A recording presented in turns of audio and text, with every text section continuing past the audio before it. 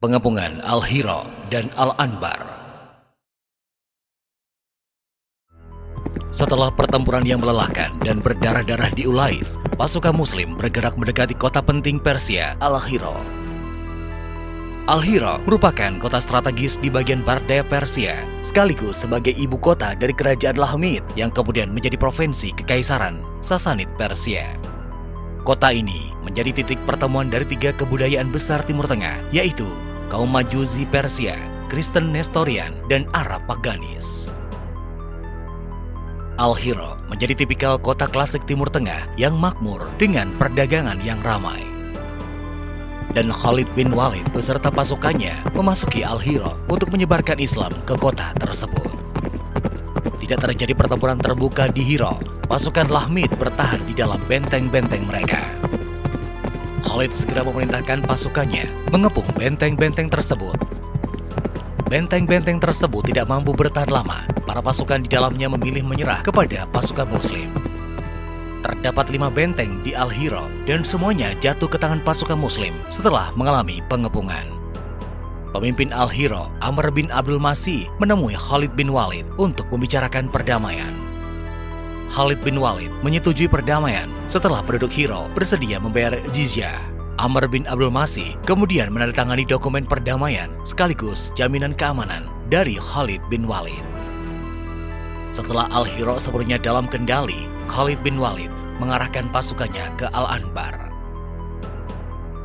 Terletak di tepian sungai Eufrat, membuat Al-Anbar merupakan lahan pertanian yang subur pada masa tersebut. Al-Anbar dipimpin oleh Syirazad.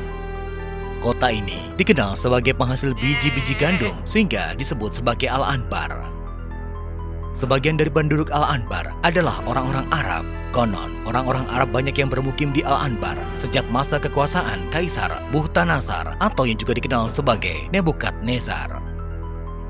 Sesampainya di pinggiran Al-Anbar, Khalid bin Walid dan pasukannya harus tertahan oleh parit pertahanan. Parit pertahanan ini mengingatkan pada perang Khandaq di masa Nabi Muhammad. Ketika itu, Salman Al-Farisi, sahabat Nabi yang berasal dari Persia, mengusulkan parit pertahanan di luar kota Madinah untuk menghentikan pergerakan pasukan Quraisy Mekah. Pasukan yang bersiap di seberang parit ternyata bukan hanya terdiri dari Persia, tetapi juga orang-orang Arab. Terhalang oleh parit, Khalid bin Walid memerintahkan pasukannya menyerang dengan melempar tombak. Serbuan tombak yang menghujani tanpa henti itu membuat pasukan musuh kocar-kacir. Hujan tombak itu membuat pasukan musuh banyak yang terluka di bagian mata sehingga menyebabkan kebutaan. Karena itulah perang di Al-Anbar ini juga dikenal sebagai perang Zatul Uyun.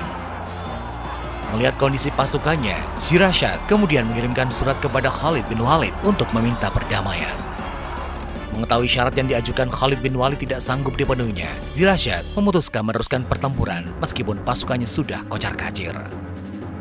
Melihat pasukan musuh mulai porak-poranda, Khalid bin Walid memerintahkan menyembelih onta-onta yang sudah kurus kering dan memasukkannya ke dalam parit. Pasukan Muslim berhasil menyeberangi parit dan memasuki Al-Anbar. Melihat pasukan Muslim berhasil melewati parit, pasukan Persia berlindung ke dalam benteng.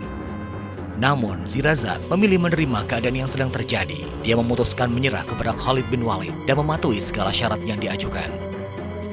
Khalid bin Walid juga mengizinkan Syirazad meninggalkan Al-Anbar untuk beberapa waktu lamanya. Khalid bin Walid tinggal di Al-Anbar sebelum meneruskan ekspedisi militernya ke Ain at-Tamar.